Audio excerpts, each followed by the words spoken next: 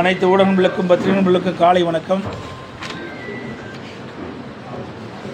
சேலம் மாநகர் மாவட்டம் புறநகர் மாவட்ட கழகத்தின் சார்பாக கழக வளர்ச்சி பணி குறித்து ஆலோசனை கூட்டம் சேலம் புறநகர் மாவட்ட கட்சி அலுவலகத்தில் இன்றைய தினம் நடைபெற்றது. கழக நிர்வாகிகள் அனைத்து இந்திய அண்ணா திராவிட முன்னேற்ற கழக ஆட்சியில் போடப்பட்ட திட்டங்களை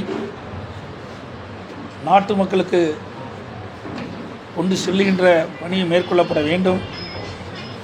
அதேபோல் திரு ஸ்டாலின் மாடல் ஆட்சியில் நடைபெற்ற அவலங்களை மக்களுக்கு எடுத்துச் சொல்ல வேண்டும் என்று தக்க ஆலோசனை வழங்கப்பட்டுள்ளது. இன்றைய தினம் நான் ஊடகத்திலே பார்க்கின்ற பொழுது திரு ரகுபதி அவர்கள் எடப்பாடி பழனிசாமி தூங்கிக் கொண்டு இருப்பதாக பேட்டியளித்தார். நான் விழித்து கொண்டு சிறப்பாக செயல்படுகின்ற காரணத்தினால்தான் பொறுத்து கொள்ள முடியாமல் திரு ரகுபதி அவர்கள் இந்த கருத்தை ஊடகத்தின் வாயிலாக வெளிப்படுத்தியிருக்கின்றார். திரு ரகுபதியை பொறுத்த வரைக்கும் திராவிட முன்னேற்ற கழகத்துடைய கொத்தடிமையாக செயல்பட்டு வருகிறார்.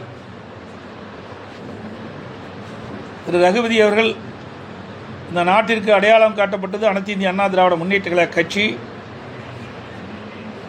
பொன்மனச்செம்மல் புரட்சித் தலைவர் எம்ஜிஆர், புரட்சித் தலைவர் அம்மா இருவரும் தலைவர்கள் வழியிலே அனைத்து இந்திய அண்ணா திராவிட முன்னேற்ற கழகம் என்ற மாபெரும் இயக்கம் திரு ரகுபதி அவர்களுக்கு சட்டமன்ற உறுப்பினராக தேர்ந்தெடுக்கப்பட்டு அனைத்து இந்திய அண்ணா திராவிட முன்னேற்ற கழக அம்மாவுடைய அமைச்சரவையிலே அமைச்சராக இடம்பெறுகின்ற ஒரு சூழ்நிலையை கழகம்தான் அவருக்கு வழங்கியது. அந்த நன்றியெல்லாம் மறந்து பொன்மனச்செம்மல் புரட்சித் தலைவர் எம்ஜிஆர் எந்த கட்சியை ஈயசக்தி என்று சொன்னாரோ அந்த கட்சியிலே தன்னை இணைத்துக் கொண்டு இன்றைய தினம் அவர்களுக்காக அடிமை குரல் கொடுத்து கொண்டிருக்கின்ற காட்சி தொலைக்காட்சியிலே பார்த்தோம். அனைத்து இந்திய அண்ணா திராவிட முன்னேற்ற கழகத்தை பொறுத்த வரைக்கும் மக்களுக்காக சேவை செய்கின்ற கட்சி, மக்களுக்காக உழைக்கின்ற கட்சி. ஆட்சியிலே இருந்தாலும் இல்லாவிட்டாலும் மக்கள் பணி செய்வதிலே முதன்மையான கட்சி என்று சொன்னால் அது அனைத்து இந்திய அண்ணா திராவிட முன்னேற்ற கழக கட்சி தான். அதோடு திராவிட முன்னேற்ற கழகம் ஆட்சி பொறுப்பேற்று அதிலிருந்து இன்று வரை தமிழகத்திலே சட்ட ஒழுங்கு சந்திச்சிருக்கின்றது. எங்கே பார்த்தாலும் கொலை, கொள்ளை, திருட்டு, வழிப்பறிவு, பாலியல் வன்கொடுமை நடைபெற்ற வண்ணம் இருக்கின்றது. அது தொலைக்காட்சியிலும் பத்திரிகையிலும் வந்த செய்தியாக நாம் பார்க்கின்றோம். ஆனால் இன்றைய முதலமைச்சர் திரு ஸ்டாலின் அவர்கள் தமிழகம் மற்ற மாநிலத்திற்கு முன்மாதிரி மாநிலமாக விளங்கு என்று சொல்கிறார். நாட்டில் நிலவுகின்ற பிரச்சனையை என்ன என்று தெரியாது இருக்கின்ற ஒரே முதலமைச்சர் இன்றைய முதலமைச்சர் திரு ஸ்டாலின் ஒருவர் தான். அண்மையில் நேற்றைய தினம் வலைதளத்தில் வந்த ஒரு செய்தி, இதையாவது பார்த்து முதலமைச்சர் நடவடிக்கை எடுப்பார் என்று நான் கருதுகிறேன்.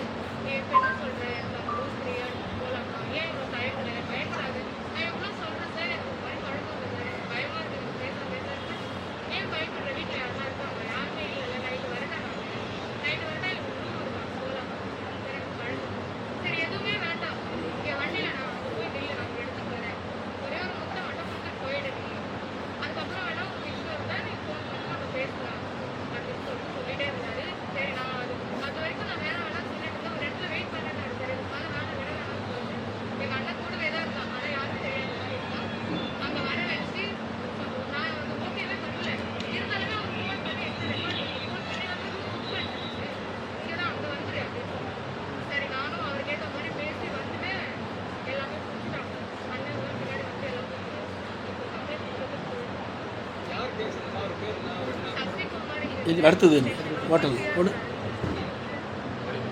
இந்த ஹோட்டல் நடந்த செய்தி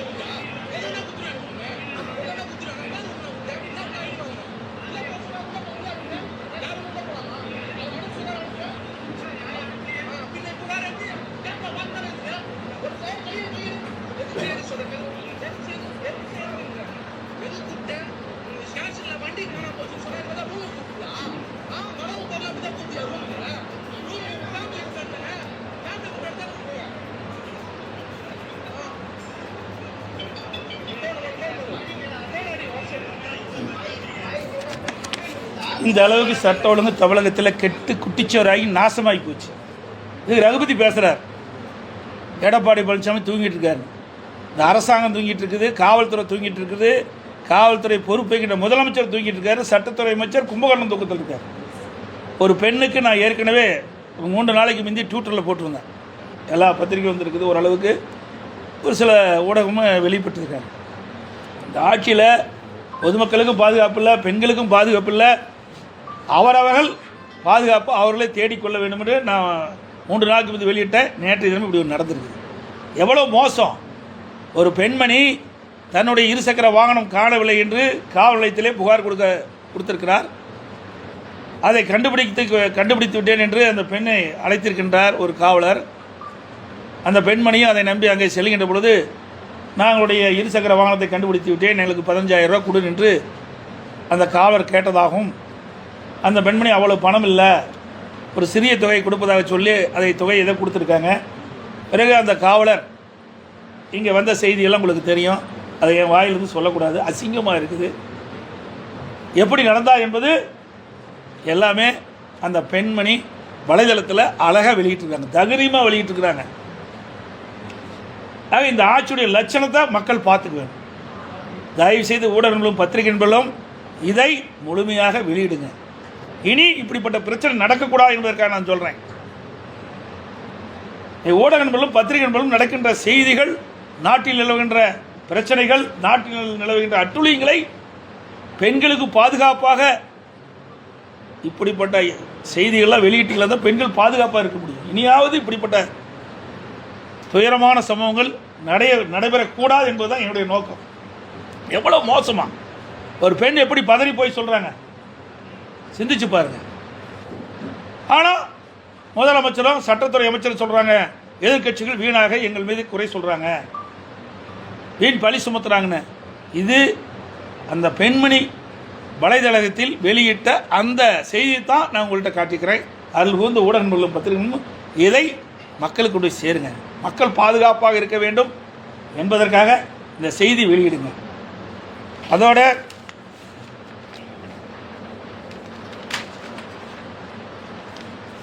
நான் ஏற்கனவே டெல்லி சென்று உள்துறை அமைச்சரை சந்தித்த பொழுது, தமிழ்நாட்டிற்கு தேவையான நிதி பல துறைகள் வராமல் நிலுவையில் இருக்கின்றது, அதை விடுவிக்க வேண்டும் என்று கோரிக்கை மனு கொடுத்தோம். நானும் நாடாளுமன்ற மூத்த கட்சி நிர்வாகிகளும் சென்று உள்துறை அமைச்சர் அவர்களை அவர் இல்லத்திலே சந்தித்து கோரிக்கை மனு அளித்தோம். அதன் அடிப்படையிலே 100 நாள் வேலை திட்டத்திற்கு தேவையான நிதியை ஒதுக்கீடு செய்திருக்கின்றார். அதோடு மெட்ரோ ரயில் திட்டம் கட்டம் 2க்கு நிலுவை நிதி அதையும் ஒதுக்கீடு செய்திருக்கின்றார். ஜாதிவாரி கணக்கெடுப்பு எடுக்க வேண்டும் என்று அண்மையில் அறிவித்திருக்கின்றார். ஆக நாங்கள் கொடுக்கப்பட்ட சில கோரிக்கைகள் நீங்கள் நிறைவேற்றப்பட்டிருக்கின்றன. நான் ஏற்கனவே சொன்னதை போல ஆட்சியில் இருந்தாலும் இல்லாவிட்டாலும் தமிழ்நாட்டு மக்களுக்கு தேவையான திட்டங்களை செய்வதிலும் தமிழ்நாடு வளர்வதற்கான அடிப்படை நிறைவேற்றுவதற்கும் நாங்கள் எப்பொழுதும் துணை நிற்போம் என்பதை இந்த நேரத்தில் தெரிவித்துக் கொள்கிறேன். சார், குறிப்பாக ஆர்டின்னு சொல்லிட்டு அந்த நடிந்தவர்களுக்கு 20% இடஒதுக்கீடு பள்ளியில், மெட்ரிகுலேஷன் பள்ளியில் இது வரைக்கும் நிதி ஒதுக்காதனால ஏப்ரல் 19ஆம் தேதியே அதுக்கான அந்த கால்குலேட் பண்ணி அறிவிச்சிருக்கணும். இதுவரை அறிவிக்கலை. இதனால் பெற்றோர்கள், அதாவது இந்த ஏழை எளிய மாணவர்கள் இருக்கக்கூடிய பெற்றோர்கள் ரொம்ப அவதிக்கப்பட்டிருக்காங்க. இது நிதி இல்லாதனால தான் அப்படின்னு சொல்கிறாங்க. இதுக்கு என்ன நீங்கள் கோரிக்கை வைக்கிறீங்க? அதை விரைவாக அமல்படுத்துறதுக்கு? அதாவது அனைத்து இந்திய அண்ணா திராவிட முன்னேற்ற கழக ஆட்சி இருக்கின்ற பொழுது எல்லா துறைகளிலும் சிறப்பாக செயல்பட்டது. அந்தந்த நேரத்திற்கேற்ப அந்த துறைகளில் கவனம் செலுத்தி மக்களுடைய பிரச்சனை தீர்த்து வைத்தோம். இன்றைக்கு திரு ஸ்டாலின் மாடல் ஆட்சியிலே நீங்கள் சொன்ன இப்படிப்பட்ட சம்பவங்கள் எல்லாம் காதிலே வாங்குவதே இல்லை, கவனிப்பதும் இல்லை. ஒட்டுமொத்தமாக மக்களையே அவர்கள் கவனிப்பதில்லை, மக்களுடைய பிரச்சனையிலும் கவனம் செலுத்துவதில்லை. அவர்கள் முழுக்க முழுக்க வீட்டு மக்களை பற்றி தான் கவனம் செலுத்தி கொண்டிருக்கின்றனர். நீங்கள் சொல்வதை போல் இன்றைக்கு மாணவர் சேர்க்கை நடைபெற வேண்டும், அதற்கு என்ன ஏற்பாடு செய்ய வேண்டும், அதற்கு என்ன நடவடிக்கை எடுக்க வேண்டும், அதையெல்லாம் இந்த ஆட்சியில் எதிர்பார்க்க முடியாது. இது மிகவும் வன்மையாக கண்டிக்கின்றோம். இந்த ஊடகத்தின் வாயிலாக, பத்திரிகையின் வாயிலாக இனியாவது இந்த அரசு விழித்து கொண்டு இந்த குறைபாடுகளும் நீக்க வேண்டும். சார், சட்டமன்ற தேர்தல் நெருங்கி வருது. பெரும்பாலும் அனைத்து கட்சிகளும் அந்த கூட்டணி பற்றி பேசிட்டு வராங்க. இப்போ நீங்கள் அடுத்த கட்டம் உங்களுடைய? நாங்கள் தான் கூட்டணி பேச்சுவார்த்தை ஆரம்பித்து முதல்ல பாரதிய ஜனதா கட்சியோட எங்கள் கூட்டணி அமைக்கப்பட்டுக்கின்றன. இன்னும் 9 மாத காலம் தேர்தலுக்கு நாட்கள் இருக்கின்றன. 9 மாத காலத்திற்குள் இன்னும் பல கட்சிகள் எங்கள் கூட்டணியில் இணையும் என்பதை தெரிவித்துக் கொள்கிறேன்.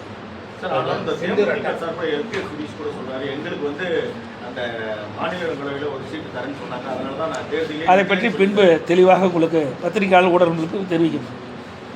சார், அரசு துறையில் அவுட் சோர்சிங் இது அதிகமாகிட்டு இருக்கு. இல்லை அரசு வேலைக்கு வரவங்களுக்கு என்றைக்கும் குறைஞ்சிட்டு இருக்கு. எப்படி பார்க்குறீங்க? இப்போ 150 ஜியோட அதிகமாக இம்ப்ளிமெண்ட் பண்ணிட்டு இருக்காங்க. குறிப்பாக அந்த காவலர்கள், அந்த ஓஏ உள்ளிட்ட பணியிடங்களுக்கான 8வது வகுப்புக்கு தகுதி கீழே இருக்கிறதெல்லாம் ஒப்பந்த பணிக்கு மாற்றிருக்காங்க. 2021 சட்டமன்ற பொதுத் தேர்தலின் போது திராவிட முன்னேற்ற கழக தேர்தல் அறிக்கையில் குறிப்பிட்டிருக்கிறாங்க.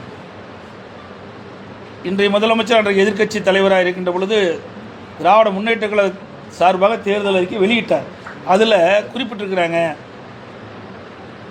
அரசு காலி பணியிடங்கள் 3 லட்சம், அரசு சார்ந்த துறையினுடைய காலி பணியிடங்கள் 2 லட்சம், மொத்தம் 5.5 லட்சம் பணியிடங்கள் காலியாக இருப்பதாக தெரிவித்திருக்கின்றார்கள்.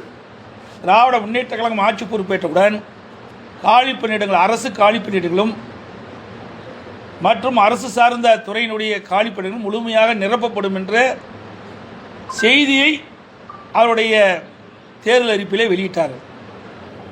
ஆட்சி பொறுப்பேற்று 4 ஆண்டுகள் நிறைவு செய்து 5வது ஆண்டு அடியெடுத்து வைத்து விட்டது.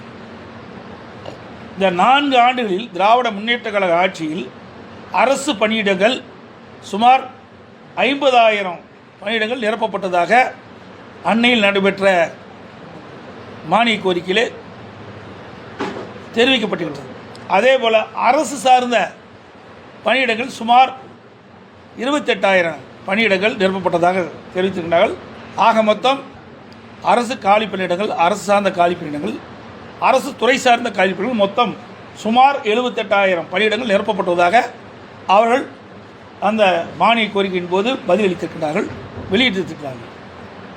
ஆனால் இந்த 4 வருட காலமாக ஓய்வு பெற்றோருடைய எண்ணிக்கை 50,000 ஆகிப்போச்சு. அதை அவர்கள் குறிப்பிடவே இல்லை. ஆக இந்த ஆட்சி பொறுப்பேற்றதிலிருந்து இந்த 4 ஆண்டு காலத்தில் அரசு காலி பணியிடங்களும் அரசு சார்ந்த காலி பணியிடங்களும் 78,000 பணியிடம் நிரப்பப்பட்டிருக்காங்க. அவள் சொன்னதைப் போல முழுமையான காலி பணியிடங்கள் நிரப்பப்படவில்லை. இந்த 4 ஆண்டுகளில் ஏற்பட்ட அரசு ஏற்பட்ட காலி பணியிடங்களும் நிரப்பப்படவில்லை. அதோடு நீங்கள் கேள்வி கேட்ட மாதிரி இன்றைக்கு அவுட் சோர்ஸில் தான் இன்றைக்கி எடுத்து இன்றைக்கி பல்வேறு துறைகளில் இன்றைக்கி அலுவலர்களை நியமிச்சிட்ருக்காங்க. இதற்கு முன்பு எங்களுடைய ஆட்சி இருக்கின்ற பொழுது அவுட் சோர்ஸில் எடுக்கக்கூடாது என்று குரல் கொடுத்த இன்றைய முதலமைச்சர் இன்றைக்கு அவுட் சோர்ஸில் தான் இன்றைக்கி பணியாளர்களை தேர்வு செய்து வன்மையாக கண்டிக்கத்தக்கது. உங்களுடைய தேர்தல் அறிக்கையில் குறிப்பிட்டவாறு அரசு காலிப்பணிகள் அனைத்தும் நிரப்பப்பட வேண்டும், அரசு சார்ந்த காலிப்பணிகள் அனைத்தும் நிரப்பப்பட வேண்டும். ஆனால் தேர்தல் நேரத்தில் வாக்குறுதி கொடுப்பார்கள், தேர்தல் முடிந்தவுடன் வாக்குறுதியை காற்றிலே பறக்க விடுகின்ற கட்சி திமுக கட்சி என்பதை நிரூபணமாகியிருக்குது. இன்னொரு ரேஷன் கடையில் பணியாளர் நிற்பதற்கு இந்த விற்பனையாளர் கட்டுநர் பதவிக்கு விண்ணப்பம் பெற்று நேர்முக தேர்வு நடத்தி கிட்டத்தட்ட ஒரு 6-7 மாதங்கள் ஆகுது. இதுவரை வந்து பூர்த்தி செய்யலை. அதே மாதிரி நிறைய இடத்துல காலிடங்கள் இருக்குது. இதனால் முறையாக பணி வழங்கணும்னு குற்றச்சாட்டு இருக்குது. இதை எப்படி பார்க்குறீங்க? அதாவது பொது விநியோக திட்டம் என்பது முக்கியமான திட்டம். இன்றைக்கு ஏழை எளிய மக்கள், நடுத்தர மக்கள் இந்த பொது விநியோக திட்டத்தின் மூலமாகத்தான் இந்த அத்தியாவசிய பொருட்களை வாங்குகிறாங்க. இதில் பணியாளர்கள் அவ்வப்போது காலி இடமாகின்ற பொழுது அதை நிரப்பப்பட வேண்டும். புதிய ரேஷன் கடைகள் திறக்கின்ற பொழுதும் அதற்கு தேக்க பணியாளர்கள் நிமித்த வேண்டும். ஆனால் இந்த அரசாங்கம் தான் எதை பற்றி கவலைப்படுறது இல்லையா? மக்களை பற்றி கவலைப்படாத ஒரே அரசாங்கம் திமுக அரசாங்கம் தான். ஆனால் வெளியில் மட்டும் மிக பிரமாண்டமாக சொல்லுவாங்க, பத்திரிகையிலையும் ஊடகத்திலையும் பிரமாண்டமாக வெளிப்படுத்துவாங்க. ஏதோ திமுக ஆட்சியில் தான் மிகச்சிறப்பாக ஆட்சி இழப்பதை போலும், திமுக ஆட்சியில் தான் எல்லா துறையிலும் மக்களுக்கு தேவையான உதவிகள் செய்யும் போதும் மக்கள் மகிழ்ச்சியோடு இருப்பது போலையும் ஒரு தோற்றத்தை அவ்வப்போது பத்திரிகையில் ஊடகத்தில் வெளிப்படுத்திக்கிட்ட ஒரே அரசாங்கம் இந்த திமுக அரசாங்கம் தான். ஆனால் அதுக்கு நேர்மாறாக தான் இன்றைக்கி தமிழகத்தில் இருக்குது. நீங்கள் முதலமைச்சர் அங்கே போய் சரி பத்திரிகைகளில் நிறைய தடவை மீட் பண்ணுறீங்க, எல்லாரையும் கேள்வி கேட்க அதுக்கு பதில் சொல்கிறீங்க. ஒரு சிஎம் வந்து அந்தளவுக்கு அலோவ் பண்ண மாட்டேங்கிறார். 2-3 கேள்விக்கு ஒரு கோபமாக பேசிட்டு போயிட்டாங்க. விமர்சனங்கள் எதிர்ப்பு பயங்கராக பயப்படுறாங்க. ஏங்க, இதை அருமையான கேள்வி கேட்டீங்க. சட்டமன்றம் நடக்குது. இவருடைய தேர்தல் அறிக்கையில் திரு ஸ்டாலினை வெளியிட்டார். திராவிட முன்னேற்ற கழகம் ஆட்சிக்கு வந்த பிறகு சட்டமன்ற நிகழ்ச்சிகளை நேர் அலையில் ஒளிபரப்பு செய்யப்படும் சொன்னார். நாங்களும் பலமுறை கேட்டு பார்த்தோம். சட்டமன்ற சபாநாயகர்கிட்ட நேர் அலையிலேயே நான் பேசுகிறத ஒளிபரப்பு செய்வது கிடையாது. நீதிமன்றம் வரைக்கும் போனோம், நீதிமன்றத்துலேயும் எங்களுக்கு நல்ல தீர்ப்பு கிடைக்கல. அதோட முதலமைச்சர் அமைச்சர்கள் பேசுவதெல்லாம் பதில் சொல்கிறாங்க, அதெல்லாம் நேரலையில் ஒளிபரப்பு செய்கிறாங்க. ஆனால் எதிர்க்கட்சி, பிரதான எதிர்க்கட்சி தலைவர் என்ற முறையில் நான் கேட்கின்ற கேள்விக்கு அந்த நேரடியாக ஒளிபரப்பு செய்தில்லை. நான் பேசுகிறத மட்டும் நேரலையில் ஒளிபரப்பு செஞ்சுருந்தா திமுக படுபாலாது போயிடும். அந்த அளவுக்கு நான் சட்டமன்றத்தில் மக்களுடைய பிரச்சனையை எடுத்து வைக்கிறேன். அதையெல்லாம் நேரலையில் காட்டுவதே கிடையாது. ஆனால் அதற்கு பதில் மட்டும் அவர்கள் சொல்லுவாங்க. ஆக கேள்வி கேட்டதை நேரடியாக ஒளிபரப்பு செய்யணும், நேரலையில் பதிலும் நேரலையில் ஒளிபரப்பு செஞ்சால் தான் மக்கள் புரிந்து கொள்ள முடியும். ஆனால் இந்த ஆட்சியில் அது கிடையாது. அதை போல தான் அங்கேயே அதுக்கு நீதி கிடையாது. அப்புறம் எங்கெங்கே போய் நேரில் பார்த்து மக்களை பற்றி மக்களுடைய பிரச்சனையை நீங்கள் கேள்வி கேட்டால் சொல்ல முடியும்? அதுக்கு தெம்பு திராணியெல்லாம் இந்த முதலமைச்சர் கிடையாது. புரியுதுங்களா? இன்றைக்கு ஒரு அரசாங்கம் அவ்வப்போது பேட்டி கொடுத்தா தான் மக்களுக்கு என்ன செய்கிறேன்றது தெரியும். அது முதலமைச்சர்கிட்ட பதில் கிடைச்சா மக்கள் திருப்தி அடைவாங்க. ஆனால் இங்கே செஞ்சால் தானே நீங்கள் கேட்குற கேள்விக்கு பதில் சொல்ல முடியும். எதுவுமே செய்யலையே. இப்போ நீங்கள் ஏதாவது இடக்கு முடுக்கான கேள்வி கேட்டு அவர் பதில் சொல்ல முடியாட்டி அவருக்கு பின்னடைவு ஏற்பட்டுரும். அதனால தான் இந்த ஊடக நம்பர்லையும் பத்திரிகைகளும் சந்திப்பதே கிடையாது. அப்படியே சந்தித்தாலும் யாரும் கோபித்துக் கொள்ளக்கூடாது. நிருபர்களும் பத்திரிகையாளரும் அவர் என்னென்ன கேள்வி சொன்னாலும் அதை மட்டும் தான் கேள்வி கேட்பாங்க. எங்கிட்ட தான் இடப்பறிச்சு கேள்வி கேட்குறீங்க. நான் முதலமைச்சராக இருக்கும்போது அப்படி தான் கேள்வி கேட்குறீங்க, எதிர்க்கட்சி தலைவராக இருக்கும்போது கேள்வி கேட்குறீங்க. ஆனால் தமிழ்நாடு முதலமைச்சர் பேட்டி கொடுக்குறேன்னா ஏற்கனவே முன்கூட்டியே என்னென்ன கேள்வி தான் கேட்கணும்னு சொல்லியிருப்பாரு. அதுக்கு தகுந்த பதில் அவர் கொடுப்பாரு. அதை நீங்கள் ஒளிபரப்பு செய்வீங்க. தாக்குதலை எப்படி பார்க்குறீங்க? மத்திய அரசோட செயல்பாடு திருப்திகரமாக இருக்கும். அதாவது பஹல்காம் நடைபெற்ற சம்பவம் ஒட்டுமொத்த இந்தியாவே அதிர்ச்சிக்குள்ளாகிவிட்டது. கொடூரமான செயல், ஈவு இரக்கமற்ற மிருகத்தனமான பல உயிர்களை பறித்த சம்பவம் இன்றைக்கு அனைத்து இந்தியாவில் வாழ்கின்ற மக்களிடத்திலும் அது ஒரு வேதனையான சம்பவம், அதிர்ச்சி அளிக்கிற சம்பவமாக இருக்கின்றது. அதற்கு இந்திய அரசு உரிய முறையில் தீர்வு காண வேண்டும் என்ற அடிப்படையில் பயங்கரவாதத்தையும் தீவிரவாதத்தையும் வேரோடு அழிக்க வேண்டும் என்ற அடிப்படையில் இந்திய அரசாங்கம் மிகச்சிறப்பாக செயல்பட்டு நம்முடைய முப்படைகளும் ஒன்றாக இணைத்து முழு அதிகாரம் அதுக்கு வழங்கப்பட்டு அதன் அடிப்படையிலே பயங்கரவாத செயல், தீவிரவாத செயல் இறங்கப்படுகின்ற தீவிரவாத முகாம்களை இன்றைய தினம் அண்டை நாட்டில் இருந்தாலும் நம்முடைய முப்படைகளும் முழுமையாக செயல்பட்டு அதை ஒழித்து கட்டுகின்றது. தீவிரவாதத்தை முற்றிலும் ஒழிக்கின்ற விதமாக முதற்கட்டமாக இந்த பணியை துவக்கின்றார்கள், வெற்றி கண்டிருக்கின்றார்கள். அதற்காக அனைத்து இந்திய அண்ணா திராவிட முன்னேற்றக் கழகம் ஏற்கனவே எங்களுடைய வாழ்த்துக்களை தெரிவித்துக்கின்றோம். நம்முடைய இராணுவத்திற்கும் முப்படைக்கும் அனைத்து இந்திய அண்ணா திராவிட முன்னேற்றங்கள் சார்பாக மிக திறமையாக துல்லியமாக அந்த தீவிர முகாம்களை அழித்து வெற்றிகின்ற நம்முடைய முப்படைகளுக்கும் எங்களுடைய வாழ்த்துக்களை நாங்கள் தெரிவிச்சுக்கிறோம். சார், குறிப்பா அவர் ராஜேந்திர பாலாஜி என்ன சொல்றாரு, நீங்க உத்தரவிட்டா பகல்காம் தாக்குதலுக்கு பதிலடி கொடுக்கறது இங்கிருந்து ஒரு 1000 இளைஞர்களை கூட்டு போறது தயாரா இருப்பதா தெரிவிச்சிருக்காரு. ஆக இது ஒரு நாட்டுப்பற்று தானே, ஒவ்வொருவருக்கும் இந்த நாட்டுப்பற்று இருக்குது. அந்த அடிப்படையில் அவர் சொல்கிறார். நீங்கள் ஏதாவது கேள்வி கேட்டிருப்பீங்க, அதுக்கு பதில் சொல்லியிருப்பார். அது என்ன கேள்வி கேட்டான்னு தெரியல, பதிலை தான் நீங்கள் சொல்கிறீங்க. என்ன ஸ்டாலின் மாடலில் நீங்கள் பேசுகிறீங்க? சட்டமன்றத்தில் கேள்வி கேட்கறத விட்டுறாங்க, பதில் தான் வருது. ஆக என்ன கேள்வி கேட்டாரோ அதுக்கு உண்டான பதில் சொல்லியிருக்காரு. அந்த அளவுக்கு அனைத்து இந்திய அண்ணா திராவிட முன்னேற்ற கழக தொண்டன் நிர்வாகிகள் இந்த நாட்டை நேசிக்கின்றார் என்பதை நாம் உணர வேண்டும். கடந்த 10 ஆண்டுகளில் தான் பாழாய் போன ஆட்சி நடந்தது அப்படின்னு விமர்சிச்சிருக்காரு. அதை இப்போ சீர்படுத்துகிற பணியில் ஈடுபட்டிருக்கோம் அப்படின்னு சொல்லிட்டு 4 ஆண்டு முடிஞ்ச 5 ஆண்டு தொடங்குற இதில் வந்து அவர் பேசியிருக்காரு. அதை எப்படி இருக்கும்? சரி, நீங்கள் கேட்குற கேள்வி சரியான கேள்வி தான். அவரை வந்து வெளிப்படுத்தின கருத்து நீங்கள் கேட்டுக்கிறீங்க. 10 ஆண்டில் சேலம் மாவட்டத்தை எடுத்துக்கோங்க. நீங்கள் மற்ற பகுதியில் கூட உங்களுக்கு தெரியாது, தெரிஞ்சிருக்கும், தெரியாது இருக்கலாம், அது வேறு விஷயம். நீங்கள் கூட நண்பர்கள் உங்களுக்கு அண்ணா வேணுமா எல்லா இடத்தும் தொடர்பு இருக்குது சொல்லுங்கள். சேலம் மாவட்டத்தை பொறுத்த மட்டும் எடுத்துக்கோங்க. அனைத்து இந்திய அண்ணா திராவிட முன்னேற்ற கழக ஆட்சி இருக்கின்ற பொழுது சேலத்திற்கு எத்தனை திட்டங்களை நாங்கள் கொண்டு வந்தோம். அதனால் மக்கள் எந்த அளவுக்கு நன்மை பெற்றார்கள். திராவிட முன்னேற்ற கழகம் 4 ஆண்டு காலம் ஆட்சி வந்திருக்குது. என்ன திட்டத்தை கொண்டு வந்தார், அதனால் மக்கள் என்ன பயன்பெற்றார் சொல்லுங்கள் பார்க்கலாம். அழகான சென்னை நம்முடைய சேலம் மாநகரம் வளர்ந்து வருகின்ற மாநகரம். அந்த மாநகரத்தில் போக்குவரத்து நெரிசல் குறைப்பதற்காக எங்கெங்கெல்லாம் மக்கள் பொதுமக்கள் கோரிக்கை வச்சாங்க பாலம் கட்ட வேண்டும் என்று, அங்கெல்லாம் பாலத்தை கட்ட, குடித நீர் தேவையை உறுதி பாதாள சாக்கடை திட்டத்தை நெறிமுறைத்தோம். இன்றைக்கு கனமழை காத்தடிக்கின்ற பொழுது மின்தடை ஏற்படும். அந்த மின்தடை ஏற்படாமல் அந்த பூமிக்கு அடியில் அந்த மின்பாதை அமைச்சு கொடுத்தோம். சேலம் மாநகரத்தில் இருக்கின்ற சாலைகள்லாம் புதுப்பிச்சு கொடுத்தோம், பார்க்குகள் அமைச்சு கொடுத்தோம். இன்றைக்கு ஏழை எளிய தாய்மார்கள் பெற்றிருக்கின்ற குழந்தைகள் வளமோடு செழிப்போடு இருக்கணும் என்பதற்காக இன்றைக்கு தனியார் மருத்துவமனைக்கு போனால் 10,000 5,000 பிரசவ செலவு கொடுக்கணும். அங்கே நம்முடைய சேலம் மருத்துவமனையில் அழகாக அற்புதமான இன்றைக்கு மகப்பேறு மருத்துவமனை கட்டி கொடுத்தோம். 500 படுக்கை வயசு மகப்பேறு மருத்துவமனை, பச்சிளம் குழந்தைகள் சிறப்பு சிகிச்சை மூலம் இதெல்லாம் கொடுத்த அதிமுக அரசாங்கம். அதோட புதிய தாலுக்கா சேலத்தில் கொடுத்தோம், ஆடையம்பட்டியில் கொடுத்தோம், இதெல்லாம் அதே மாதிரி எங்கவெளியில் கொடுத்தோம். இதெல்லாம் நாங்கள் புதிய தாலுக்கா கொடுத்தோம். அதை விட விவசாயிகள் பயன்பெற விதமாக கால்நடை பூங்கா 1000 கோடியில் கொடுத்தாங்க. இன்னும் திறக்கலைங்க, திறக்கிறதுக்கு கூட மனம் இல்லை, செயல்படாட்டி போயிட்டு போகிறாங்க. அதிமுக ஆட்சியில் கொண்டு வந்த திட்டம் என்ற ஒரே காரணத்திற்காக நம்முடைய தலைவாசல் கூட்டுரோட்டு பகுதியில் பிரம்மாண்டமான கால்நடை பூங்கா ஒன்று கட்டி வச்சிருக்கிறோம். அதை கூட முழுமையாக பயன்பாட்டை கொண்டு வரல. எவ்வளோ வேதனை அளிக்கிறது. இதான் அதிமுக ஆட்சியில் நகருது. திமுக ஆட்சியில் நகரல, அப்படியே பேஸ்மெண்ட் ஆகிட்டு. அதே போல் 100 ஏரி திட்டம்.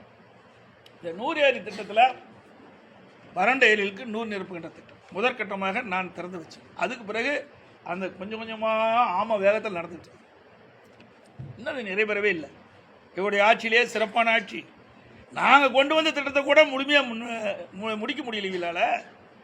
இதெல்லாம் மக்கள் பயன்பாட்டுக்கு வருகின்ற திட்டம், மக்களுக்காக திட்டம். அதை கூட அரசியல் காழ்ப்புணர்ச்சியின் காரணமாக அதிமுக ஆட்சியில் கொண்டு வந்த திட்டம் என்ற ஒரே காரணத்திற்காக திட்டத்தில் முடக்கி வச்சிருக்கிறாங்க. இதெல்லாம் மக்கள் பார்த்துட்டு இருக்கிறாங்க.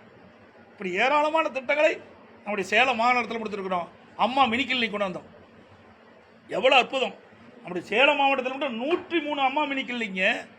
அத்தனையும் கிராமம் நகரத்தில் மக்கள், ஏழை மக்கள் அதிகமாக வசிக்கின்ற பகுதியை தேர்ந்தெடுத்து அங்கே இந்த அம்மா மினி கிளினிக் ஏற்படுத்தும். அது என்ன அரசியல் கால் பிடிச்சிருக்க காரணம் போனீங்க? எங்கே செஞ்சாங்க சொல்லுங்க. சேலம் மாவட்டத்தில் என்ன ஒரு சிறப்பான திட்டத்தை கொண்டு வந்தாங்க? எதுவுமே இல்லையே. கூட்டுக்குடி திட்டம் நிறைய நாங்கள் செயல்படுத்தி கொடுத்தோம். இன்றைக்கு நங்கவெளி மேச்சேரி கூட்டுக்குடி திட்டத்தை கொடுத்தோம். அதே போல் இன்றைக்கி ராசிபுரம் கூட்டுக்குடி திட்டம் எங்களுடைய நெடுங்குளத்திலிருந்து எடுத்துகிட்டு போகுது. அதே போல் இளம்பிள்ளை கூட்டுக்குடி திட்டம், பல கூட்டுக்குடி திட்டத்தை கொண்டு வந்து நிறைவேற்றி கொடுத்துருக்கோம். இப்படி மக்களுக்கு தேவையான அடிப்படை வசதிகள் முழுவதையும் அதிமுக ஆட்சி நிறைவேற்றப்பட்டது. திராவிட முன்னேற்ற கழக ஆட்சிக்கு வந்த பிறகு என்ன ஒரு பெரிய திட்டத்தை கொண்டு வந்தேன் தமிழகத்துக்கு சொல்லுங்க பார்க்கலாம். 5 லட்சம் கோடி கடனை வாங்கியிருக்கிறீங்க. இன்றைக்கு 73 ஆண்டு காலம் தமிழகத்திலே பல்வேறு கட்சிகள் ஆட்சி செய்தன. அந்த 73 ஆண்டு காலத்தில் வெறும் 5,18,000 கோடி தான் கடன். ஒரே 4 ஆண்டில் 4,56,000 கோடி இன்னைக்கு கடன் இருக்குது. இன்னும் ஒரு 6 மாதத்தில் 50,000 கோடி கடன் வாங்கி 5 லட்சம் கோடியை நிரப்பிடுவாங்க. இந்தியாவிலேயே கடன் வாங்கினதில் முதல் மாநிலம் தமிழ்நாடு. எல்லாத்துலேயும் முதன்மைங்கிறார் இல்லை, கடன் வாங்கினதுலேயும் முதன்மையான மாநிலம் தமிழ்நாடு தான். அப்புறம் சொல்கிறார் பொருளாதார நிதியை அதிகமாக இருந்துக்கணும். கடனை வாங்கி செலவு செய்யறதில் யார் தான் வந்து சக்ஸஸ் பண்ண முடியாது? கடன் வாங்கி செய்வது அது சாதனை கிடையாதுங்க. அது நம்முடைய வருவாயை அதிகரித்து அதன் மூலமாக சாதனை படித்தா தான் ஒரு அரசாங்கத்துடைய சாதனை. கடனை 5 லட்சம் கோடி 4.5 லட்சம் கோடி கடனை வாங்கிட்டு நான் அது உயர்ந்துட்டு இது உயர்ந்துட்டு சொன்னால் இந்த கடனை யார் கட்டுறது? ஊடக உள்ளாட்சி தேர்தல் 4 ஆண்டுகள் ஆட்சி வந்து வெறும் ட்ரைலர் தான். வெர்ஷன் 2.0 இனிமேட்டு தான் இருக்குன்னு சொல்லியிருக்காங்க. ஆகா, இந்த 4 ஆண்டுலேயே மக்கள் படாத பாடுபடுறாங்க. ட்ரெயில் போட்டாலும் வச்சுக்க மக்கள் இருக்கிற இடம் தெரியாத போயிடுவாங்க. 4 ஆண்டில் மக்கள் படிக்கிற துன்பங்கள் வேதனைகள் எவ்வளவு என்பதை நம்ம அத்தனை பேர் உணர்ந்துருக்கிறோம். என்ன பண்ணுறாங்க உங்களை காட்டில் பேடில் என்ன படாத பாடுபடுறது ஒரு பெண். சிந்திச்சு பாருங்க, இந்த பெண் வந்து தைரியமாக வந்து வலைதளத்தில் வெளியிட்டிருக்குது. இது மேலே எத்தனை பேர் பாதிச்சிருப்பாங்க. இன்றைக்கு கூட ஊடகங்களும் பத்திரிகைகளும் கோவித்தரக்கூடாது. வலைதளத்திலேயோ தான் வந்த செய்தி சில ஊடகத்தில் வந்திருக்குது, பல ஊடகத்தில் வரவே இல்லை, பத்திரிகையிலையும் வரல. இதையெல்லாம் அரசாங்கம் அப்படி கண்காணித்து உங்களையெல்லாம் அப்படியே அடக்கி வச்சிடுறாங்க, வெளி உலகாத பார்த்துக்கிறாங்க. தயவு செய்து ஊடகமும் பத்திரிகைகளும் இப்படி மக்கள் பாதிக்கக்கூடிய செயல்பாடுகள், பெண்கள் பாதிக்கக்கூடிய செயல்பாடுலாம் பத்திரிகையிலையும் ஊடகத்திலையும் வெளிப்படுத்துங்க, விழிப்புணர்வை ஏற்படுத்துங்க. அப்போ தான் மக்கள் பயப்படாத இருப்பாங்க. இந்த ஊடகத்தையும் பத்திரிகையும் அந்த மக்கள் நம்பிட்டு இருக்காங்க. அந்த பெண் கூட என்ன சொல்லுது? ஊடகத்தான் நம்பிட்டு இருக்கிறது, இது வெளியே கொண்டாங்கன்னு சொல்லுது. எவ்வளோ மனவேதனையோடு அந்த பெண் வந்து தனக்கு ஏற்பட்ட அநீதியை இந்த மக்கள் மன்றத்தில் சொல்கிறாங்க. ரைட், அனைத்து ஊடகங்களுக்கு பதிலும் வணக்கம், நன்றி. நன்றிப்பா, அனைத்து ஊடகங்களுக்கு பதிலும் நன்றி.